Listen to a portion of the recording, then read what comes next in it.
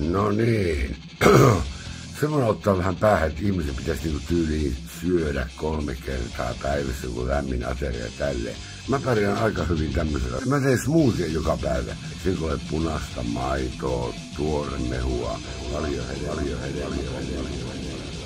ja siinäpä ne taas aika pitkällä ollakin. Eiks kuulosta herkulliselta?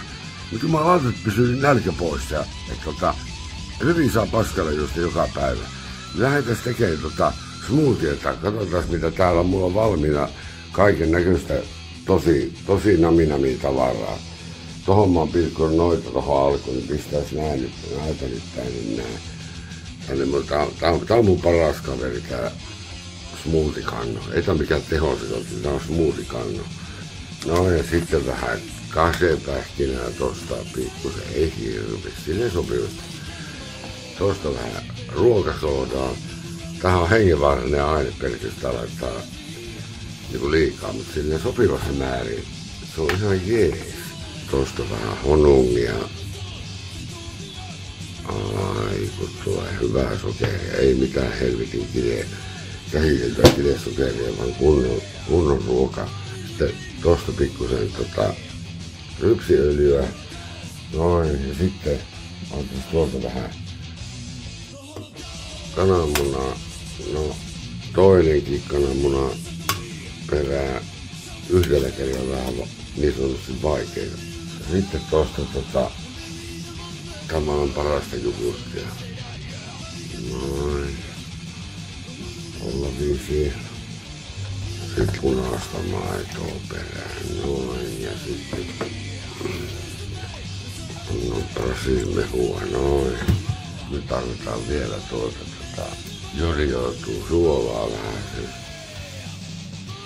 Ei hirveästi. No muuten jännä nämä kaikki ruokasuolet ja hunajet ja suolat ja kaikki näin, niin ne reagoi aika perkeleesti keskenään. Ne saattaa olla se kuohusteliin. No ei se niin liian paskana ole. Sinne vaan.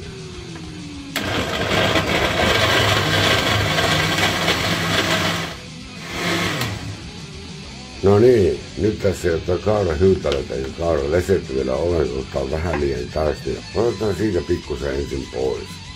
Noin. Eiks näytä herkulliselta? Paljon parempaa kuin lasagne.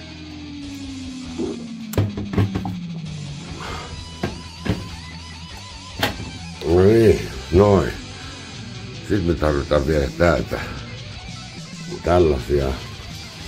Noin, siinä on proteiineja ja kuituja ja noin vielä vähän lesettä. Ihan kaikkea tarpeellista. Kokeilkaa ihmeessä. Jos huomaatte, ettei tee edes mieli niin sanotusti oikeeta ruokaa läheskään niin paljon. No niin, nyt se koetaan toisen kerran.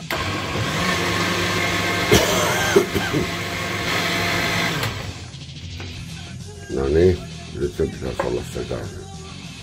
Otetaan siitä hörppiä vähän.